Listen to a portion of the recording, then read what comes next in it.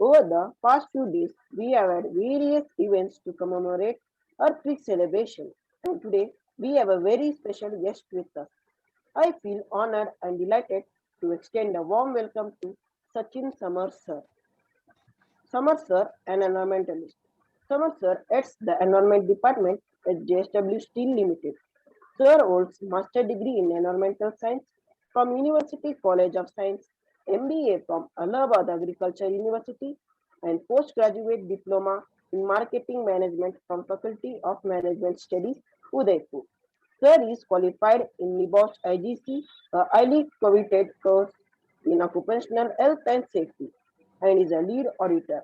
Prior to his assignment at JSW, Sir has headed Environment Department of Vedanta Resource Limited and Ambuja Cements.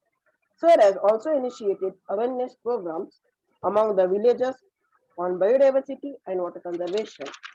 Sir, we are highly indebted to you for accepting our invitation despite of your hectic schedule at office.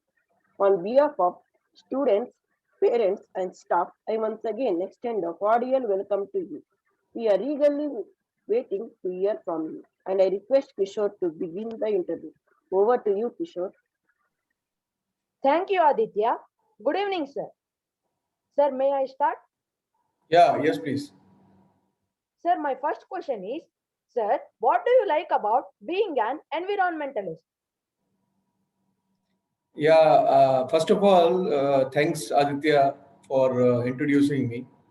And at the outset, I think you people are having very healthy time in the this COVID times, and I hope you all kids are also taking care of your parents because you are the ones who have to take care of yourself and all the parents also, right? So to start with, like the question, what I've been asked is like being an environmentalist, what is the purpose behind it? So see, typically, environment is a subject which makes you to respect something, which is beyond the understanding and control of the man. We are still trying to understand it, and in the front of environment, we people, we as human beings, are still trying to harness the energy what the environment has in it. And secondly, it has challenges to minimize.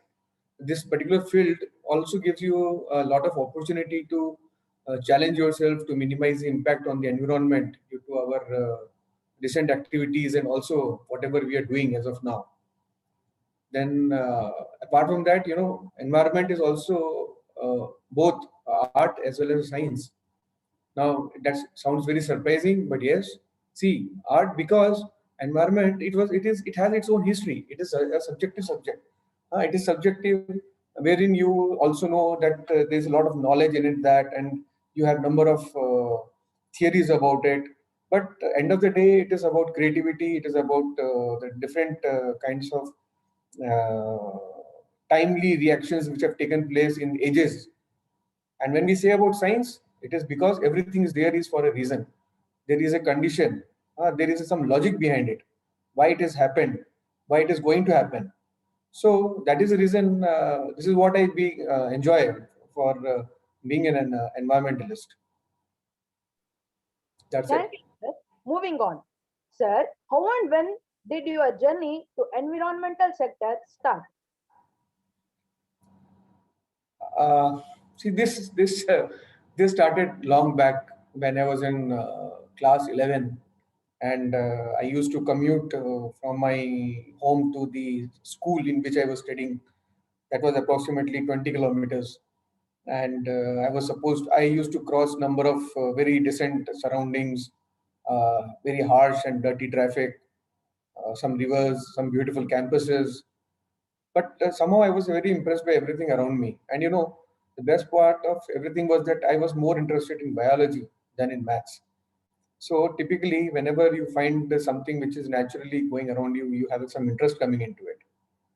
Then gradually, when I came to the my graduation part, I opted for a very new, unique subject, which was at that point of time called as environmental biology. So I took up environmental biology as my subject, as a core.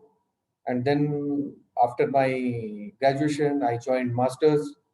in environmental sciences, then with very specialized fields like biotechnology, environmental engineering.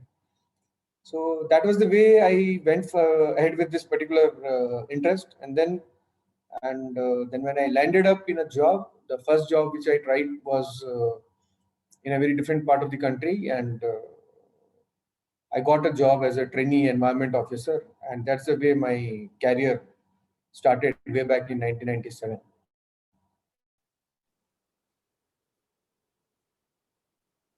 Thank you, sir. Journey of 1,000 miles began with a single step first. Sir, my next question is, sir, you are a gold medalist. Were you always a good student?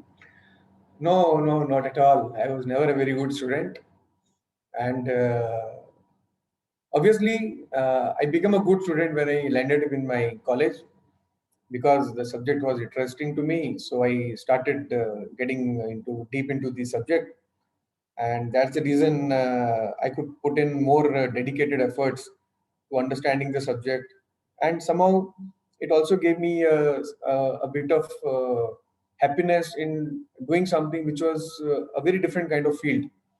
Many people could not understand what this subject is, what is it going into, and what he's studying.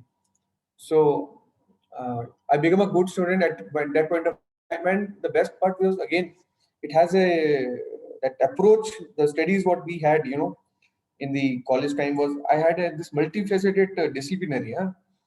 Environment consists of anything and everything you can think of. It consists of toxicology, it consists of engineering, it consists of agricultural sciences, it consists of geological sciences, it consists of earth sciences.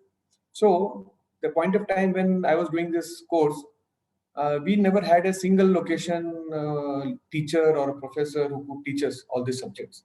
So we ended up going to that particular college. So at that point of time, I had certain classes in the medical college, certain classes in the engineering college, certain classes in agriculture, geology college, and in this way, I completed my studies.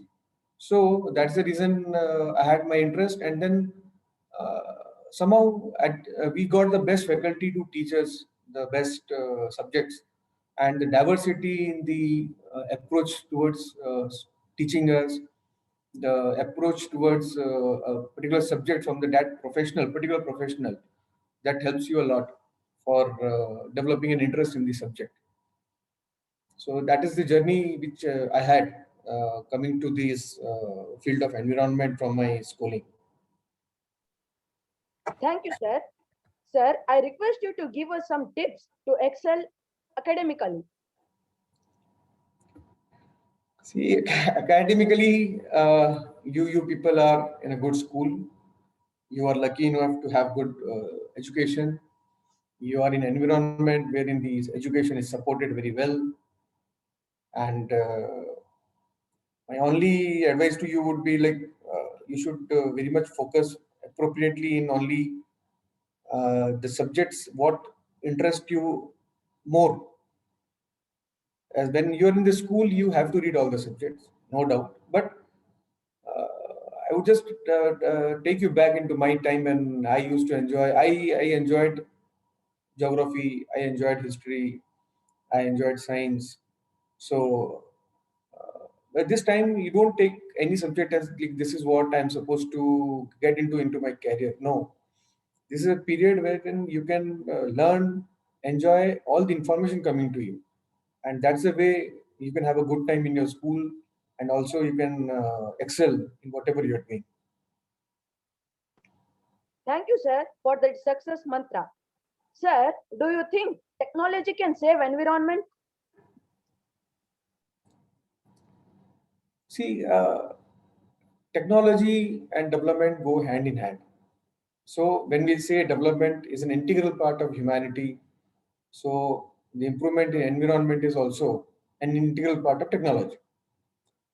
As in how we develop, and we develop in the terms of changing our overall development in the terms of better life, better resources, better utilization. Then we also think about technology, because technology helps you to harness the number of opportunities lying nearby to you, lying the resources which are available to you from the earth. And technology can always mitigate, or it can always minimize the impact what you are creating or what we are creating due to ever high requirements of advancement or high requirements of resources. And as and how we are developing our infrastructure in the terms of industry, in the terms of lot of development all around, then technology comes in to help you to manage your threats and the impacts, both, I mean, in every aspect, rather to be in the aspects of air pollution control, in water pollution control, then minimizing the use of energy, minimizing the use of resources, then studying the impact of what is going to happen in the next coming future. So this is all technology. We are sitting here, we know each and everything. We know what is the climate in Vaddu. We know what is the prediction of the rainfalls which are going to come. We know about what the kind of scenario will be developing after by typical system modelings, that what will happen after 20 years, what will happen after 100 years. So yes, technology plays a very important role in overall improvement of our environmental issues, and also it helps us to see further and enhance our knowledge and controls over how we can do a better job with minimizing our impacts. Yes, sir. Technology may eventually provide substantial solution to our environmental woes. Yes. Moving on, sir. Often in the news, we hear about unprecedented ice storms, recent one being in Austin. What is the reason for the sudden climate change and how can we combat it? This is not sudden. These kind of storms, this kind of hailstorms, climate change. I'll tell you, I studied way back in '92 in my college, and at that point of time, in my school, we never had this curriculum of environmental sciences which you people have today. We never had this kind of exposure. So we started studying about climate change way back in '92, '93 when you were not born. So at that point of time, we could at least start modeling. We could start sensitizing the whole earth that okay, this is the way that things are going to change. We foresee. We shouted on our high pitches that yes, that the time is going to be tough, and we will see the temperature rise and everything. So today, what we see around you see there is erratic rainfall. The rainfall is suddenly very is being big quantity. पहले बारिश होता था, it used to go for 2-3 months and very drizzling rain, a balanced rain. Now what happens? Rains come in, you have 100 mm of rainfall, you have floods moving around, and then you have very dry spell of weeks, and then again a rain is there. These are nothing but these are all climate change. These are impacts of climate change. So typically the hailstorm was what you talked about was nothing but again it is a sort of rainfall which is formed in the form of snow. When the temperatures are very low, and then this kind of scenario happens. So the thunderstorm along with the snowfall becomes the hailstorm kind of thing. And it is very common. Today you find fires in most of the world parts, even in India also. You had a big fire in Australia. So all these things are happening just because uh, the kind of approach we had, or the kind of approach we managed in our previous generations on more on development rather than less focus on environment. So gradually these things have come up, and today we can face the brunt of it and also see the losses what we are having due to all this kind of sudden changes in the weather. Thank you, sir, for that eye opener. And I also remember reading that states in eastern India are highly vulnerable to climate change. Moving on, sir. Sir, what does JSW Environment Team do? JSW Environment Team we have number of responsibilities. That is in terms of how we manage the environmental. If you as small like you are in 8th class, so when we put up a factory, what we need is a different kind of permissions from the Ministry of Environment and Forest. There's a big ministry at the central level, at the state level, and then it is at all the different levels, even to the district. So when we take permission that we want to make a factory, we want to run a factory, they impose or they put us certain conditions. And those conditions are disciplinary actions, like what you have in the school. So when you go to the school, you have to be in your dress, you have to adhere to the timelines, you have to adhere to the discipline of the school. In the same manner, the industry has number of this kind of regulations which are given by different laws, and there are number of statutory bodies who take care of this. So environment department is supposed to take care and see all these things are implemented and they are well taken care of. They are regular inspections which take place, and we people have to see that all the points which have been imposed on us, which have been asked by, sometimes we do something beyond the compliance, that is beyond, we also do something which is not required by the law, but we want to improve upon. So when we say environment department, then we have wings of air pollution control department, air pollution control team. We have a water pollution control team. We have a legal team. We have a carbon management team. Then we have a sustainability team. Sustainability is a word which you kids will be hearing a lot in next 2 to 3 years, which is nothing but it is, it is a combination of three three pillars, that is environment, social, and governance. So sustainability is nothing but how you make your operation sustainable in all aspects of SDG goals. So that is purely when you will grow up, you will come to know that there are certain very strong verticals about what we never used to talk 10 years back. But today the industries have to perform on all the grounds. They have to be in totality. You cannot say that I will only manufacture steel. No, we have to see the CSR activities. We have to see that you don't harm the environment. You have to conserve water. You have to conserve energy. You have to take care of all the surroundings in terms of biodiversity, in the terms of overall economic development. Then number of issues related to human beings, like what are the labor laws, what are the kind of facilities you give, what are the kind of salaries you pay. So all these things are taken care of in the sustainability part. I hope so I'm able to convince you, or anybody can ask me any question. Huh? No issues at all. Thank you, sir. Environment department, I believe, helps in setting up a green plant. Moving That's on, my next question is, sir, if there is one thing that everyone could do today to help protect the environment, what would that be, sir? it is like, see, earlier when we talk around 30 years back, we never had lots of resources. Okay, but today your generation has a very nice way of living the life, and in terms of, because you got surplus of resources. So every kid should respect each and every kind of resource and conserve the resource. You should use it, you should utilize it, you should maximize the utilization of it, but avoid wastage as far as possible. Because any resource in terms of maybe metal from the earth, or it may be any material which has been made, it may be electricity, it may be water, every resource needs to be respected and to be conserved. Thank you, sir. I, on behalf of my friends, would like to promise you, sir, that we would nurture the environment in our own little ways. Sir, Sure. we have a few questions from audience. May I proceed with them, sir? Yes, please. Yeah, sir. Sir, I request you to talk about awareness programs which you have initiated in many villages.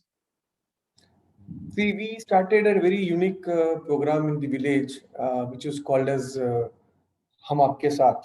Okay, that was a concept wherein we called the villagers and we asked them to take saplings of different kind of varieties, whatever they wanted to have.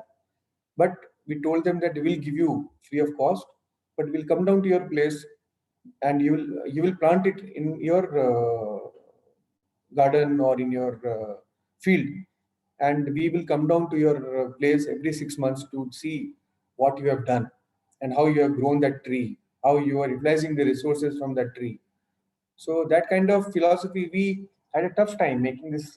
Yeah, these villages are very good. See, they are much better in conserving resources than what we do. But they have their own apprehensions regarding why should we plant trees in the terms of fields, or what would I get if I do this.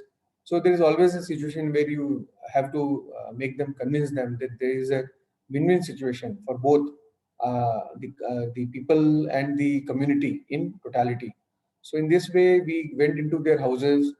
We could develop a rapport with them, and then they could agree what we wanted to do, and we got very good results on the same. Sir, title is also so catchy. Thank you, sir. Moving on. Sir, what are your hobbies? My hobbies, my hobbies are listening to songs and enjoying the ambience.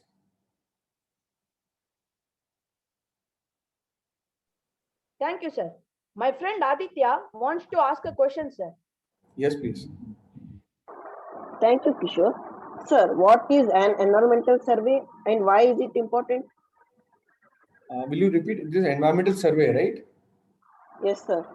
Okay, see, environmental survey is a typically it is we call it as environmental impact assessment. So we say it is EIA. Okay, it is required to understand what is the baseline level of all the kind of quality parameters, that is air, water, waste, plantation, biodiversity, economy, everything. So what happens when you enter in an area where you do some kind of want to put up a plant or something like that, then we need to carry out a baseline study. This baseline study cover all the parameters what I told you just now, and then this gives us how much scope do we have to put a industry or to allow us to contribute maybe negatively or positively to the levels and the norms laid down by the government. So the environmental survey is important to balance the nature in the terms of the development we are taking going to do at that particular location.